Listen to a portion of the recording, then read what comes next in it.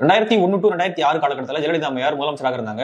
அவங்களுடைய டென்யூர் முடிகிற டைம்ல, அதாவது 2006 ஜனவரி பிப்ரவரி டைம்ல வந்து ஒரு மசோதாவை தாக்கல் பண்றாங்க. என்ன மசோதா அப்படின்னு பாத்தீங்கன்னா, சுமங்கலி கேபிள் விஷன், ஹேர்வே போன்ற கேபிள் தனியார் கேபிள் சர்வீஸ் நிறுவனங்களை வந்து நாங்க அரசுடைமையாக்க போறோம் அப்படின்றது அந்த மசோதா சொல்லக்கூடிய விஷயமாக இருக்கு. அந்த மசோதா தாக்கலான அரை மணி நேரத்துக்குள்ளாக அன்னைக்கு எதிர்க்கட்சி தலைவராக இருந்த திரு கருணாநிதி அவர்களும், மத்திய அமைச்சராக இருந்த தயாநிதி மாறன் அவர்களும், அன்று ஆளுநராக இருந்த சுஜித் சிங் பர்னாலா அவர்களை மீட் பண்றாங்க. இந்த மசோதாவுக்கு நீங்க ஒப்புதல் தரக்கூடாது அப்படின்றது அவங்க சொன்ன விஷயமாக இருக்கு. இது வந்து ஒரு தவறான ஒரு விஷயம். இது வந்து நீங்க இதுக்கான அதிகாரமே நம்ம கிட்ட கிடையாது. அதனால இந்த மசோதாவுக்கு நீங்க ஒப்புதல் தரக்கூடாது அப்படின்னு சொல்லிட்டு அன்னைக்கு சுஜித் சிங் பர்னாலா கிட்ட மத்திய அமைச்சராக இருந்த தயாநிதி மாறன் அவர்களும் கலைஞர் அவர்களும் வந்து வலியுறுத்தினாங்க. இதனால இவங்க இவ்வளவு பதட்டம் அடைஞ்சாங்க அப்படின்னு பாத்தீங்கன்னா, அன்னைக்கு சன் நெட்வொர்க் அப்படின்றது ஒரு மொனோபொலியாக செயல்பட்டது. அன்னைக்கு சிறு சிறு கேபிள் சர்வீஸ் வழங்கக்கூடிய நிறுவனங்கள் எல்லாத்தையும் காலி பண்ணிட்டு இவங்க ஒரு மிகப்பெரிய ஒரு மொனோபொலியை உருவாக்கி வச்சிருந்தாங்க. அதன் மூலமாக கோடிக்கணக்கான லாபங்களை ஈட்டி கொண்டிருந்தாங்க. இது வந்து அடிபட்டுரும். ஜெயலலிதா அம்மையார் கொண்டு வந்த அந்த மசோதாவால இப்படியான ஒரு மொனோபொலி வந்து காலி ஆயிடும்.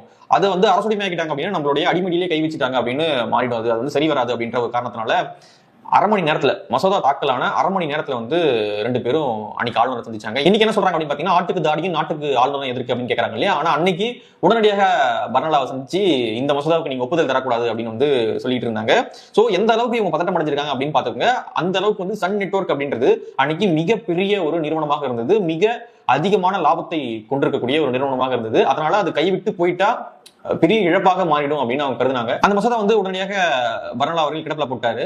இவங்க 2006 வெற்றி பெற்று வந்த பிறகாக கிடப்பில இருந்த மசோதா வந்து அவங்க ரத்து பண்ணாங்க. உடனடியாக ரத்து பண்றாங்க. இது தொடர்பான அதிகாரம் நம்ம கிட்ட கிடையாது. அதனால இந்த மசோதா வந்து ஏற்புடையதாக இல்ல, நாங்க ரத்து பண்றோம் அப்படின்ட்டு உடனடியாக அந்த மசோதா வந்து ரத்து பண்ணாங்க. சோ இந்த அளவுக்கு அவங்க சன் நெட்வொர்க்கை பார்த்து பார்த்து வளர்த்தாங்க.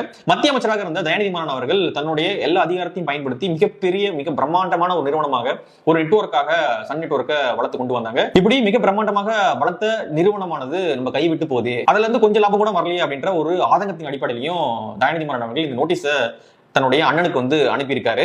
இதுல முக்கியமான விஷயம் என்ன அப்படின்னு பாத்தீங்கன்னா, சொந்த தம்பிக்கிட்டே அண்ணன் இப்படி சுரண்டாரு, அப்போ பொதுமக்கள் கிட்ட இருந்து எப்படி எல்லாம் சுரண்டுவாரு அப்படின்ற ஒரு முக்கியமான ஒரு விஷயம் வந்து இதுல வந்து அடங்கியிருக்கு.